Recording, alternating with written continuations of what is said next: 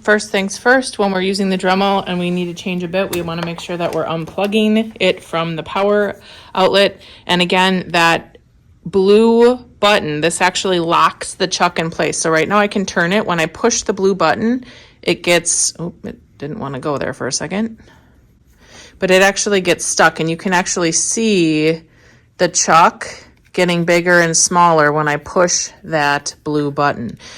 To put the bit in the Dremel, you're going to need to press the blue button that's right here. So I'll press that. I'm going to put the bit inside the chuck, and then I'm going to turn it. And if you notice, I'm turning it clockwise. So again, if we're looking at Mickey Mouse's hand on the watch, it's going the same direction his hand would be turning. So I'm holding here, and I'm making sure that the wrench actually fits right into the groove that's in that chuck. And then I'm making sure that it's super, super tight when I try to use this. You can see I actually have a rouge buff. And again, we talked about the different kinds of buffs that you could be using. When you're doing this, you need to make sure that you're plugging in the Dremel. I'm just doing that in the background right now. And then you would put compound on. So I'm going to hold that blue button again, and I'm just going to tighten by going clockwise. So if I'm looking at the tool, I'm going clockwise around the tool.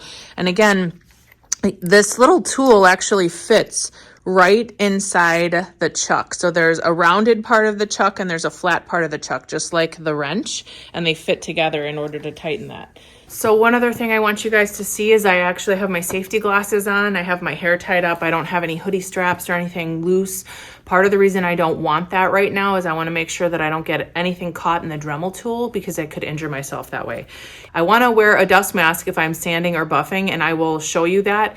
So the last thing that I want to show you is just to make sure that you're putting your tools away. So these are my buffs that I was using. I also have the grinding container that's got all the little grinding bits in it, and I'm going to put it back into the cabinet. And I want to make sure that I put the rouge where the rouge goes and the Tripoli where the Tripoli goes, so that everything is cleaned up after every single class, because this is the way the room should be taken care of, is we put everything away so that the next class can actually go and use their things.